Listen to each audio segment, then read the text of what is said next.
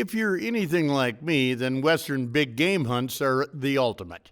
For whatever the species, you get immersed in a kind of country and experience that's just second to none. And though do-it-yourself Western hunts are possible to put together, to me, working with professionals for all they do is a much better bet. And that means choosing the right hunting outfitter is one of the most important decisions you'll make. Last year, I selected R&K Hunting Companies for a Utah Shiras moose hunt. Shiras are the smallest of the North American species of moose. Getting a tag is extremely difficult, and R&K helped me cross that adventure off my bucket list. Additionally, R&K offers some of the best hunting for mule deer, elk, antelope, and other game as well. In Utah, Wyoming, and Montana, they lease and manage over 1 million acres of prime hunting land. So when I decided I wanted to go on another Western hunt, it was a no-brainer as to who I'd call. But this year with R&K, I'm taking a totally different approach. This time with my Excalibur crossbow and a ground blind, in the hopes of scoring on a nice bull elk.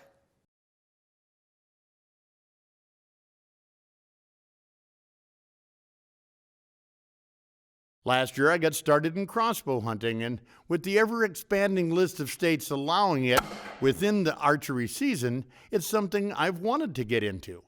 I was amazed at how fun, easy, and accurate the Excalibur 380 was from the first time I shot it. Named after its ability to shoot up to 380 feet per second, the Excalibur is a compact recurve crossbow, which not only delivers an incredible 112 pounds of kinetic energy, but it's amazingly simple to work, very safe, and problem-free due to less moving parts. Literally, in just minutes, I was shooting dead on, and I soon found out just how lethal this crossbow was on wild turkeys.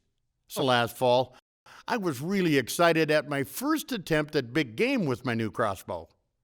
And before I knew it, I was in a ground blind, all pumped up for the hunt to play itself out. Couple of calves, cow and a calf, coming down this way actually. They're nice and close now.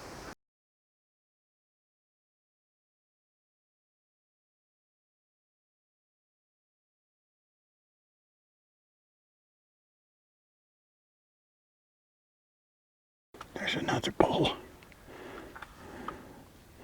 but he's not a big one either.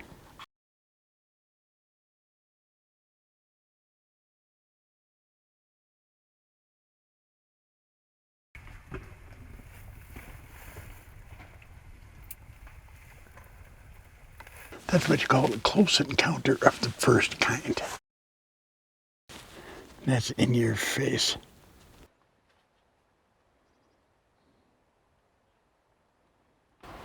I've just heard a good bugle down here someplace. We heard it just a few minutes ago too. And it was further away. So I got one thing to say. Please, Lord, let it be my time to have him come into this little pool to get a drink of water. He doesn't have to be King Kong. Just a good elk could be fine with me. I need some elk steaks, an elk puck roast, an elk burger, an elk tenderloin, an elk backstrap. To share it with my kids.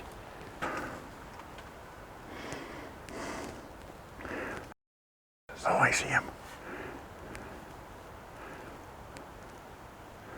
And he's just fine. All he's got to do is try and come within range.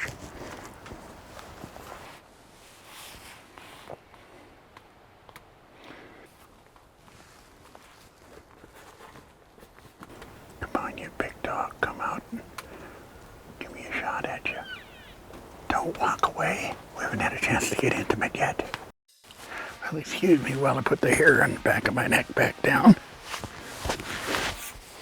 My face and everything else.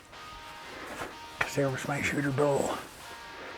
And he didn't come in close enough.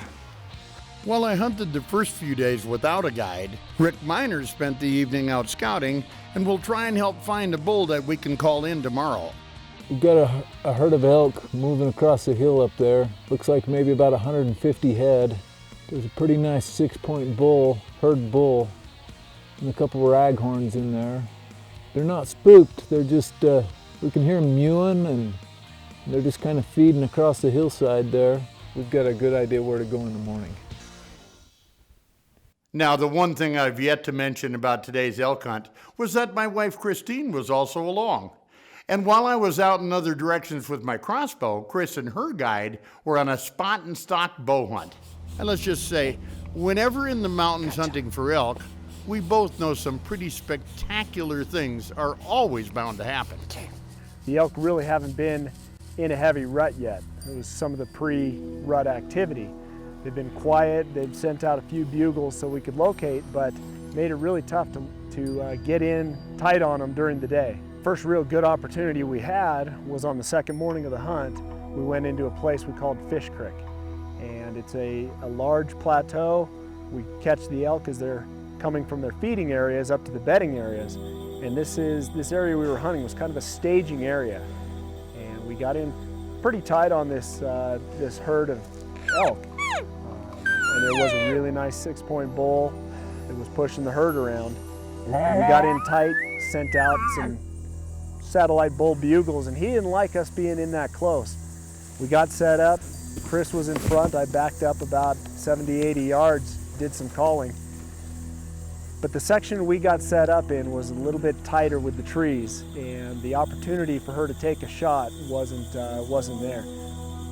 He turned his head and started walking away. It was just like, oh, all that hard work of getting into him and him coming towards us, and just, it was like a blink of an eye, and he was just poof, he was gone. That close encounters was pretty awesome. This was our last morning of the hunt. Kris and Babe are going to get ready to pack up and head home. We were able to get out for a few hours, and it was a great opportunity and a great experience that we did. And on multiple times, we were able to get in tight on different groups of elk. We had at least 6 encounters of bulls and cows, I mean, right next to us. We just couldn't get a shot off at any of them. We would get in close, tight on one group. They would wind us and blow out. We'd get tight on another one, and then a hot cow would just walk away, and that bull would follow her. We weren't able to pull him away. Hiking up even higher, we got into another herd of elk, and just all these close encounters throughout the morning. We can go from one bull and herd to the next bull and herd because they're screaming in all different locations. What a great way to finish off the hunt with such close encounters, having the bulls screaming. We know the rut's just beginning. Continuing now with R&K Outfitters. After a couple of days hunting without a guide, Rick Biner joins me with the hopes of calling in that shooter bull I saw just a couple days ago. When we heard him, we watched him that first day. That big bull came out, he came down out of that corner with the cows when they came out of bed. There was other ones that came from over here.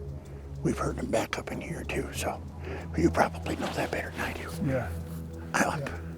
Well, they usually come from this corner, so what I'll do, I'll set up back here. I'll try and draw them in front of your blind right here. You're going to be moving around back there, so you're going to be watching it. If anything comes out, because, I mean, if you're right behind me, he's going to be looking right at me. If you can't get off to this, but I know what to do. You know exactly what to do. All right. Glad I'm hunting with you, man. All right. Good luck, babe. Thanks. Before settling in, I'd like to spray the area around my blind with elk fire from Wildlife Research. It's an extremely intense elk scent that contains cow urine with some in-heat secretions to let bull elk know there's a hot cow in the area that's ready for action. Now it's a waiting game. Just that simple. And to completely solve the subject of scent elimination, I also religiously spray down the inside of my blind with Scent Killer Gold. It's a specialized blend of advanced odor-fighting ingredients that attacks a wide range of odors and at the same time helps prevent new odors from forming. I treat my clothes with it in advance to every hunt and supplement the use of it in the field as I go. It just makes a difference. I like to move back away from the hunter, get 150 to 100 yards behind him, That way the elk are coming in and they're looking for me 100 yards away, and they're not paying attention to the hunter as much. When I set up to call, first thing I usually do is let out a good bugle, a good loud bugle, a locator, see if there's anything in the area that wants to challenge me or just let me know that they're there.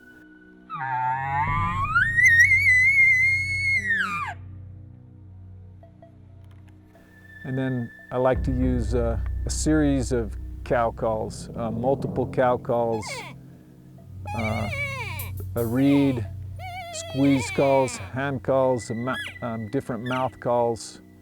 The more the better. If you can sound like you're a pretty good sized herd, the more likely you are to draw bulls in from around the area. This is day 5. We've seen some incredible things. We've had a couple of days where we haven't seen or heard an elk. They are not in the rut yet. They're tougher than can be. This stuff is so thick.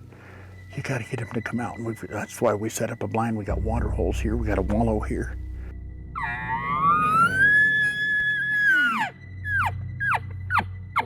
And I want to kill this with a crossbow.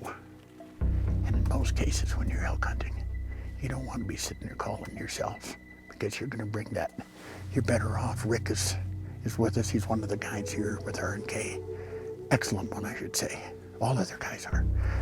And he's out in behind. He's moving around the wood section in behind us, 50 to 80 yards behind, calling from back there. I wonder if the elk comes in here. Oh, there's a bull.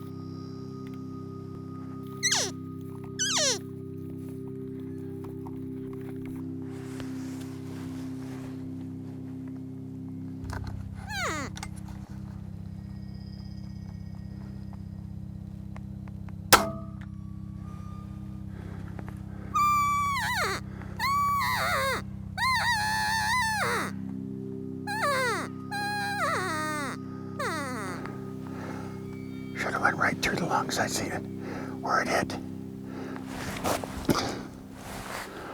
That is not King Kong. But the elk are not in rut.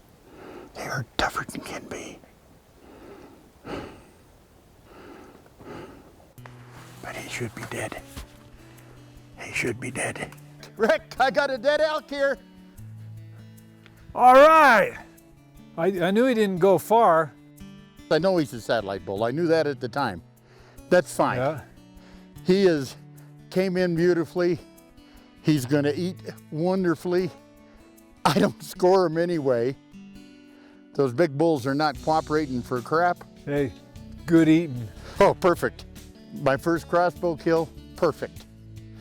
See, he's trying to be a 6 back here and on that side. Yep. One more year. Yeah, he's like 5.5, huh? Mm-hmm. Well, this is my second hunt with R&K, and I promise you it's not going to be my last. It's because of you. I think I enjoyed it as much as you did, and it's been a pleasure guiding you, babe. Oh, it's been a pleasure. My pleasure. The Great Taste from Kris's Kitchen, brought to you by the Great Taste of Johnsonville Sausage. Welcome everyone. I'm really excited to share a fantastic recipe with you all today called Cuban elk steak with peppers. I came away with a fantastic experience from Wyoming last fall, but it was Babe and his mighty crossbow that brought us home with a beautiful bull elk to enjoy at our family table. And it's with that steak that I'll be demonstrating how to put a little Cuban twist into your venison the next time you serve some. Now here's all it takes. We're gonna start with wine. I mean, fast, easy. A little bit of cumin, oregano, and of course salt and pepper to taste. Okay, you just mix all that together, and then we're adding the tomatoes with the chilies, onions, red peppers, garlic, and I love a lot of garlic in this recipe. Capers that are chopped very, very, very finely. Green olives, and of course you want to put a little bit of the brine with it. Leave a little, maybe about a teaspoon to a tablespoon of the brine, because it just really helps this recipe a lot. And then of course the elk. What I did was I cut it into bite-sized pieces, so when it comes time to serve, nobody needs a knife or anything at your dinner table tonight. Now it's just right off to the crock pot, 4 to 6 hours on low, and you're gonna be ready to serve your meal. And there we have it, nice hot Cuban elk steak. And I like to just put it right over a bed of brown rice. And I like to sprinkle a little bit of cilantro over the top. There we are, perfectly moist, tender, and loaded with unique flavors to make your taste buds dance. That's Cuban elk steak with peppers. And I'm Kris Winkelman. In conclusion today, like she said, Kris never did score on an elk, but she sure didn't get cheated in the thrill department. Whenever big game hunting, you take what you can get, and coming away without a chance to get a shot didn't leave her completely empty-handed. The many close encounters she had with elk in their own backyard made this trip full of memories she'll carry on forever. As for the R&K Hunting Company, they run the finest, most professional operation I've ever found in about 50 years. Besides the amazing number of animals and unbelievably private hunting grounds they have, their guides work extremely hard to make sure every hunter has the experience of a lifetime. What makes R&K different from every other hunting operation is the level of detail that we provide. Every hunter that comes through camp will, at the end of their hunt, will tell us, I cannot believe how you handled the food. I cannot believe how you handled the lodging. I cannot believe how you handled hunting. I cannot believe how you worked as a team. Your equipment. We've spared no expense to make sure that the small details and the big details that everybody else are missing out on, that we're hitting every one of those details. Hunters can expect the absolute best of everything, meals that'd give any chef on the Food Network a run for their money, and a 5-star quality lodge that spares no amenities. Plus, they offer hunting adventures to match anyone's physical and shooting abilities. Trust me when I say you couldn't choose a better outfit to book your own trip with. As for me, that's one more successful hunt with my Excalibur crossbow in the books. It's been a nice new chapter being able to hunt with the crossbow, and I'm thrilled that more states are creating seasons for their use. They all should. You know, crossbow hunting provides for a method to expand our hunting opportunities, retain existing hunters, and recruit new ones. And let's face it, anything in this day and age that puts more hunters in the woods is a good thing, wouldn't you agree? And all I can say is that crossbow hunting has quickly become my latest obsession, and you might want to consider jumping into the craze yourself, too. I'm Babe Winkelman. Thanks so much for watching today, and until next time, everybody, hey,